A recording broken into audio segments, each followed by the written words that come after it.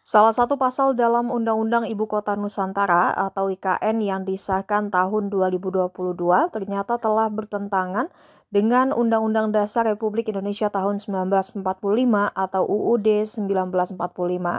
UIKN yang bertentangan dengan UUD 1945 itu menjelaskan tentang penguasaan lahan di IKN. Pasal di UU IKN yang bertentangan dengan UUD 1945 itu kemudian dibatalkan oleh Mahkamah Konstitusi atau MK pada Kamis 13 November. Dalam putusan uji materi, Majelis Hakim Konstitusi memberi tafsir mengenai jangka waktu penggunaan hak atas tanah sebagaimana diatur dalam Undang-Undang Nomor 3 Tahun 2022 tentang Ibu Kota Nusantara. Dalam putusan ini, MK memberikan tafsir mengenai siklus hak atas tanah atau HAT, hak guna bangunan atau HGB, dan hak pakai atau HP dalam UU IKN.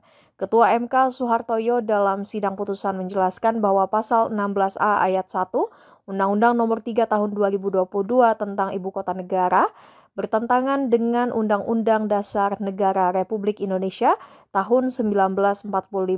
Pasal tersebut juga tidak mempunyai kekuatan hukum mengikat secara bersyarat sepanjang tidak dimaknai dalam HAT yang diperjanjikan sebagaimana dimaksud dalam pasal 16 ayat 7 dalam bentuk hak guna usaha.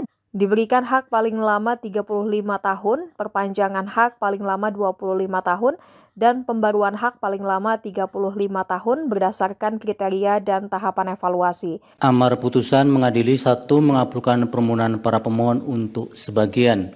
2. Menyatakan pasal 16A ayat 1 Undang-Undang Nomor 3 Tahun 2022 tentang Ibu Kota Negara, Lembaran Negara Republik Indonesia tahun 2022 tahun nomor 41, tambahan Lembaran Negara Republik Indonesia nomor 6766 sebagaimana telah diubah dengan Undang-Undang Nomor 21 Tahun 2023 tentang perubahan atas Undang-Undang Nomor 3 Tahun 2022 tentang Ibu Kota Negara, Lembaran Negara Republik Indonesia tahun 2022-23 nomor 142, tambahan Lembaran Negara Republik Indonesia nomor 6898 bertentangan dengan Undang-Undang Dasar Negara Republik Indonesia tahun 1945 dan tidak mempunyai kekuatan hukum mengikat secara bersyarat sepanjang tidak dimaknai dalam hal hak atas tanah yang diperjanjikan sebagaimana dimaksud dalam pasal 16 ayat 7 dalam bentuk hak guna usaha, diberikan hak paling lama 35 tahun, perpanjangan hak paling lama 25